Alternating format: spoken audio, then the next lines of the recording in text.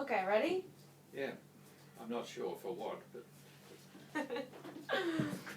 So the first question is? I need you to tell me your version of how you met Grandma. Oh my goodness. You want the whole story? Yes. It's a long story. How do you pronounce it? Yeah, Ronsay, 1951. Early in 1950, I went to England. I went over on a ship called the Toscana, which took 7 weeks to get to Genoa. It used to go forward 20 miles at night and slip back 10 in the daytime or something. I was able to get a job fairly quickly, but it barely allowed me to survive in London. Being broke in London is just about the worst place in the world to be broke. I was working quite close to St Martin in the Field Church in Trafalgar Square, where all the pigeons are. How did I meet Grandpa? Well, in 1951, I went to England with my parents, Mary and Dudley Ransom, on a wonderful trip, a 6-month trip.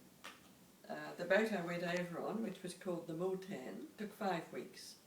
They took me over because I think that they had paid for my brother to go to the university, and they thought they'd take Barbara for a trip. So I was there for 6 months, and when they came home, I said that I wanted to stay on. I didn't want to come home at that time. And I said I wanted to take a job, so I took a job as a mothercraft nurse. Late in 1951, I'd seen all I wanted to see, and I was desperately sick of the lifestyle there in London, being penniless, and that I wanted to get home. I had a couple of problems. The main one was that I didn't have any money.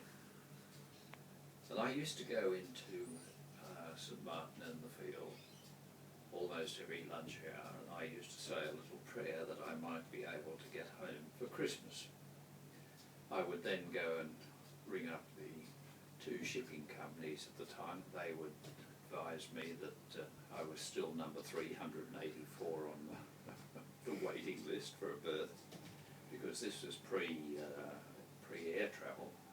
After about a month of this earnest prayer, I decided to give up because it seemed pretty useless to me. And I wanted to be home, to go to all the parties and the dances that I'd been invited to at Christmas time. And then one day, it was November the 18th, 1951, I was at work in London. I had a phone call from the Orient Line to say that I had my name down for berth, and they were now in a position to offer me one. I said, well, that's marvellous.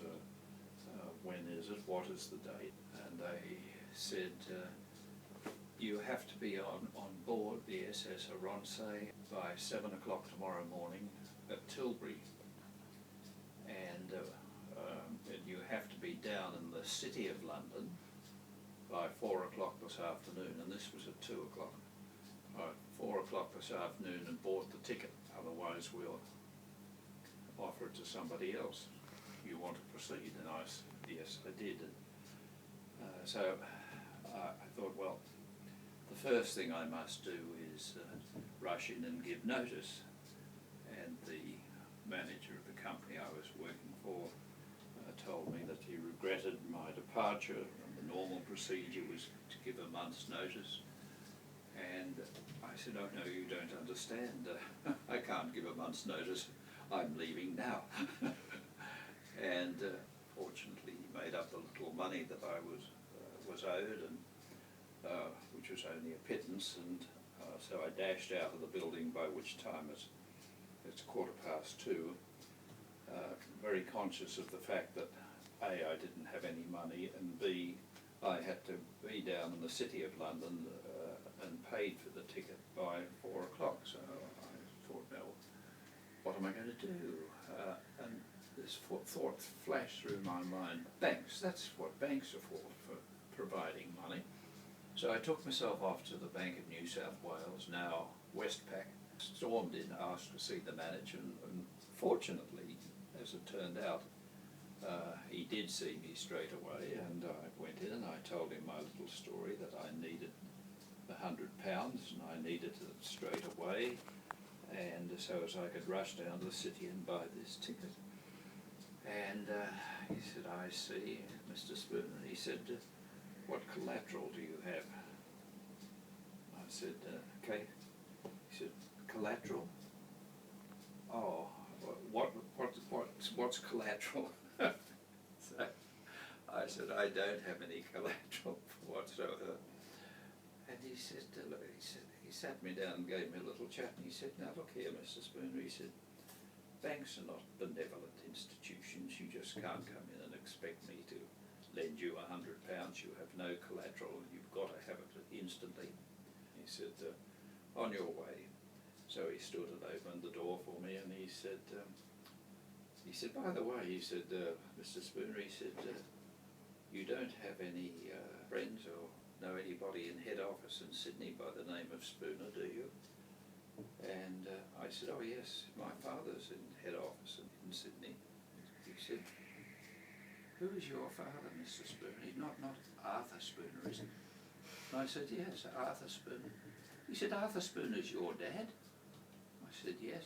He said, I wouldn't be here in London in this job if it wasn't for your father. He said, Miss Smith, he said, bring £100, please. And he gave me £100. Right then and there? Right then and there.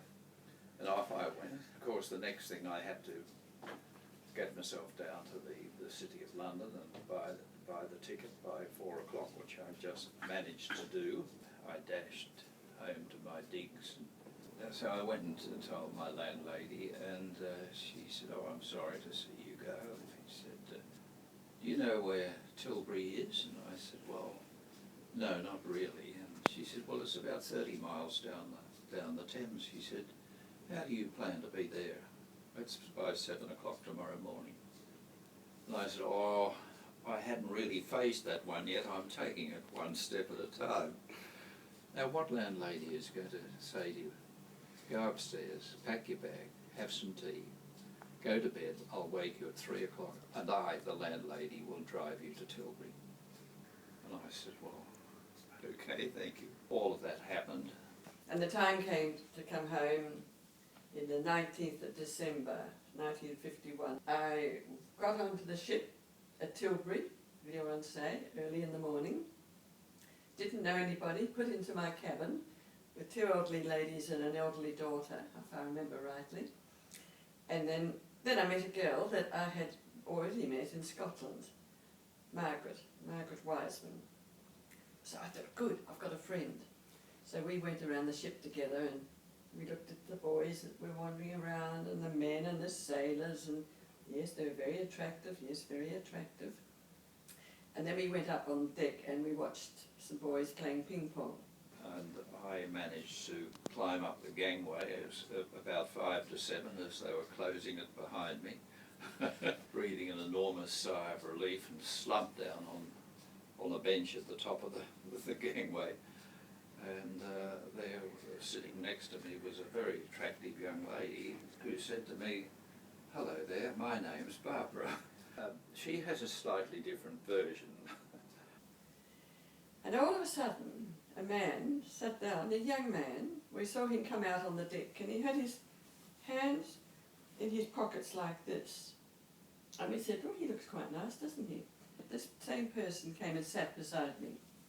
And he said, hello, my name is John.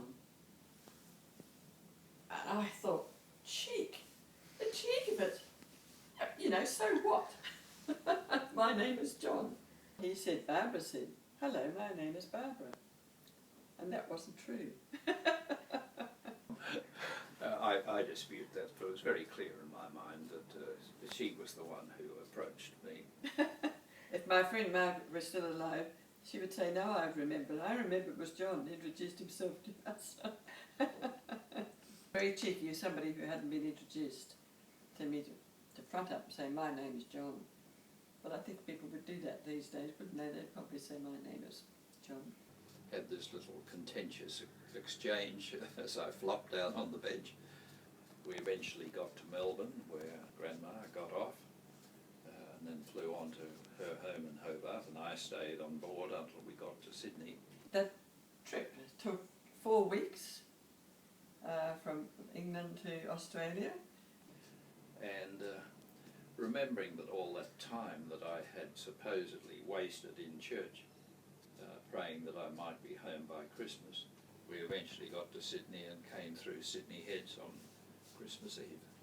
Perfect. And that's the story of how we got back to Australia. Everything fell dramatically into place. You're the right one. Oh yes, of course I am. She's not listening, is she? So that's the story. Well, Grandpa had a gentleman at St John's Church. But Grandpa used to go and visit him because he couldn't always be going to church. And one day he visited him, and Grandpa discovered that he was the purser on board the Ironsi in 1951, which was the year we travelled from England to Australia in 1951. And he was so excited about it, he gave Grandpa the bill. And I thought, isn't that the nicest thing for anyone to do? It's the most wonderful souvenir. So that's the story of the bill. As far as Grandpa's concerned, I think I've been a very lucky person to have him. And we've loved each other dearly. I nag him, and he accepts it. He doesn't nag me. He's always been kind and very considerate. And I think I'm hoping we'll go on that way for some time. Do you want me to do 3 bells? Let's hear it.